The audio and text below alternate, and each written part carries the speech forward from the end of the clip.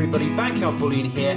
Welcome to this week's Ponderous Wednesday. If you are new to my channel or don't know, Ponderous Wednesdays are my forum for taking a thought-provoking and interesting topic and having a good old ramble about it here on YouTube to stimulate some interesting discussion down in the comment section.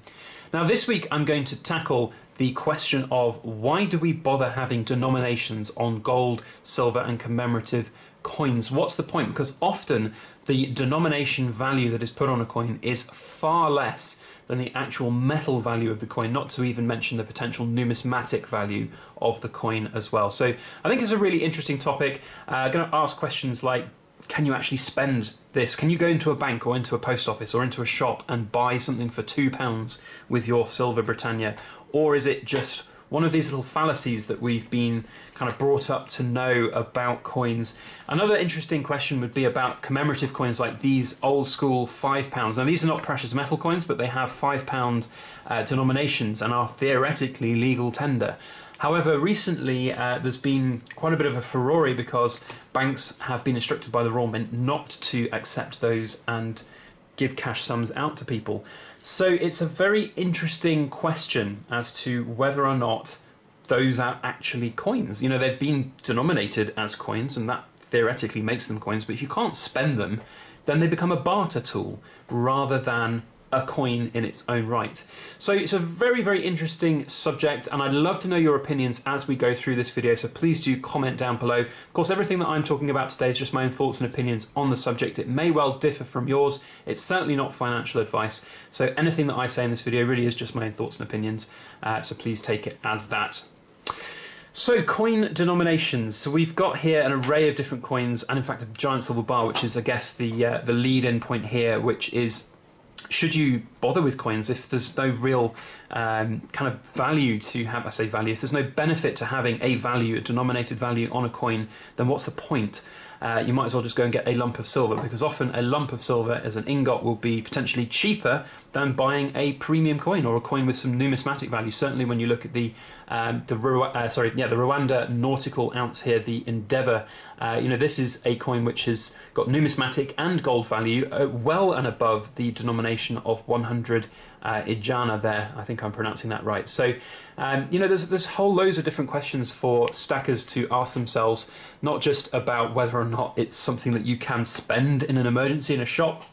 Like if you were wandering down the street and there was a real emergency and you had a couple of Britannias in your hand and you needed to buy something, could you wander into a shop and spend the £2 that are denominated here?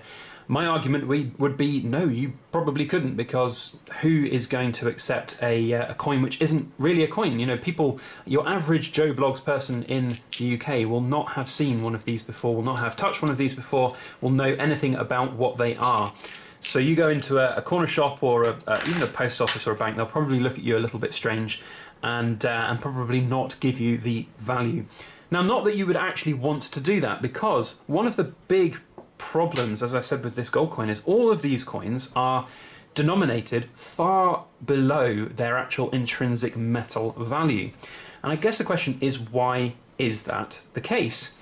Now, that really does stem from, I guess, an inflation point of view. So back 100 years ago or more, when gold standard was the standard for all kind of governments out there, you know, their currencies would be backed by gold, that would be the standard. It was much more down in tune. The denominations on coins, or the values of coins, were much more in tune with the actual values of the metals. And a prime example of that are sovereigns. So sovereigns here in the UK have a denomination of £1. So, you know, a £1 coin, this is a £1 coin, which is obviously worth, you know, in terms of gold value, spot value, something like £220 at the moment. When you put that next to a £2 1 ounce silver Britannia, which has got a denomination of £2, but has an intrinsic value of maybe £11, £50, £12 in metal value, there's a very big disparity there. You know, you've got £1 worth £200 and £2 worth £12. It's just, it's very strange indeed. But back when sovereigns first came around in 1817, £1, as it was back then, bought you the equivalent amount of gold that was in a sovereign, so 7.8 grams, or just under a quarter of an ounce of gold. Similarly, a crown, which is a silver coin back there, which was you know, the kind of standard currency for silver coins, big silver coins, was the equivalent value of silver at the time. And as history has progressed and time has progressed, inflation has changed. And the same can be said for US coins. You know, at the time when US dollars were brought out in sort of the 1920s, you know, this is a peace dollar, but even back in the 1800s with the Morgan dollars, that was what 1 ounce of, well, not quite 1 ounce, that's what 28 grams of silver was worth, $1. And of course things have changed, and now we have inflation across hundreds of years, and it's no longer the same. But sovereigns are still made with the same denomination. So, you know, it's a very interesting topic from that regard, that you can have a coin which is technically legal tender, which is worth so little. Now, of course, these don't even have denominations written on them. So how do we know that they are actual coins? Well, it's just part of their history. So it doesn't actually have to have the denomination on, like a Krugerrand as well. Krugerrand, it's questionable whether Krugerrand is technically a coin or not. Everybody knows them as coins, everybody thinks them as coins, but if you look at the strict definition of them, theoretically, they are not coins because they don't have a rand denomination. So the silver ones that we've seen come out recently have a 1 rand denomination, or a 10 rand, I can't remember which it is, but the Krugerrands don't. So it's a really interesting topic in all of its rights. So what does that all mean? Should you actually bother buying them? Well, I want to go back to the kind of commemorative coins so I've got here in this little flip. Now, these are all lovely little coins. They're all just the cupronickel regular versions. There were silver-proof versions of these out there as well, but these are technically £5 coins. And the silver-proof versions are technically £5 coins as well.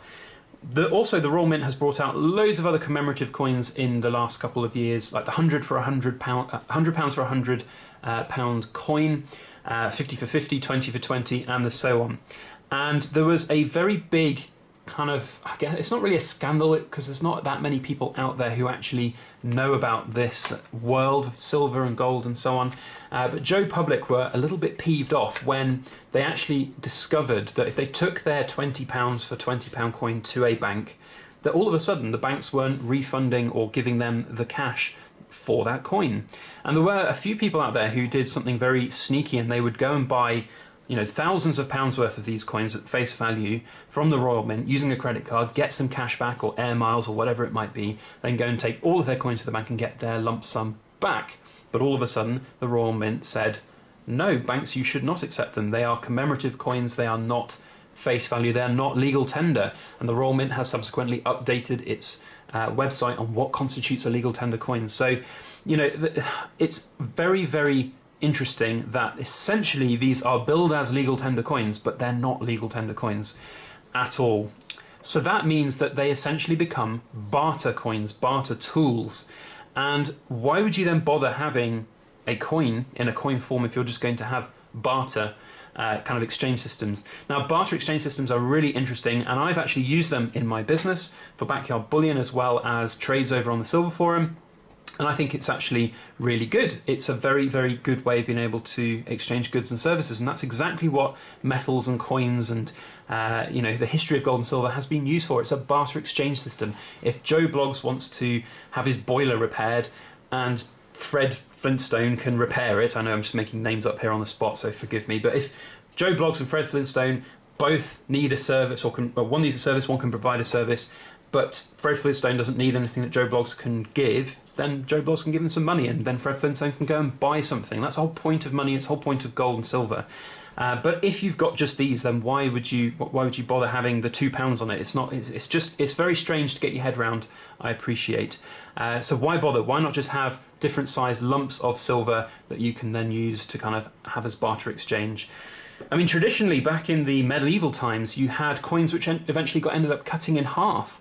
And quarters, you know, you had halves and quarters of coins. People would just take a big axe and chop them in half, and then that would be the change. It was a barter exchange system. It wasn't, you know, you didn't have lots of different denominations back then. It was just a coin, it was a metal, it was a commodity, it was something that people could exchange for services or goods. It was very different back then. And we've kind of got this kind of flow through of history coming through in the coins. Now, as a coin collector and as a coin aficionado, so to speak, I love it. I love the fact that there are different denominations on coins. It's very cool. The history of it's lovely, and it provides us lots of interesting, thought-provoking examples of, you know, things like these gold sovereigns. Theoretically, that's £2, £2, but it's actually nearly £450 worth of value. You know, so there's lots of interesting things there. And I haven't even touched on the potential of, and I think this is probably the topic I'm going to do for next week. It's a nice follow-on topic about traveling with coins internationally and crossing borders with coins, and whether or not you could get by if you went through a customs border control with a bunch of gold sovereigns, and maybe the value of the gold was more than £10,000, but then you say, well, actually the only value really here is £1,000 or whatever it might be in denominated currency. Will that fly, or will you just get yourself into some interesting trouble with border security? So lots to think about, and I hope I've shared enough kind of information there about denominations on coins. I think I like them. I mean, it wouldn't be a coin without it. It would just be a round, wouldn't it? Or it'd just be a lump of silver. So there's benefits to both. One thing I haven't really talked about, of course, is capital gains tax exemption here in the UK. So anything that is technically legal tender is capital gains exempt. But I guess you've got to look at it in terms of, well, if you can't spend it in a shop and you can't exchange it in a bank, is it actually legal tender? So there's all these different questions which one would hope that maybe one day there isn't going to be some kind of loophole that the government puts through. So if I was to go and cash in all of my capital gains exempt stuff and do all of that I needed to do, get the cash out, and then suddenly I get a letter from HMRC going, did you know that's not actually legal tender and you've got to pay a very large bill? That would not be very fun indeed. But anyway, I am starting to ramble and go off on tangents now. I would love to know your opinions on these kind of denomination style issues. Have you ever had an issue trying to exchange commemorative coins that are technically face value coins of £5, but people won't buy them? The sad fact of the matter is that these here, you can pick up off eBay for like £1 each. They're really, really, it's a shame because they're just nice old school historic commemorative coins, but they're just not worth anything anymore. So do let me know your thoughts down in the comment section. Please do comment down below. If you like this video, if you liked this series of ponderous, thought-provoking videos, then please hit the thumbs up button and check out the playlist down below, because there's lots of other interesting topics that I have rambled on about. And if you'd like to see more in the future, then please hit the subscribe button. And if you do hit that subscribe button and would like to get notifications, hit the little alarm bell icon next to it. Otherwise, that is all I have to say. Thank you so much for watching, and please make sure you like, share, comment, and subscribe for more.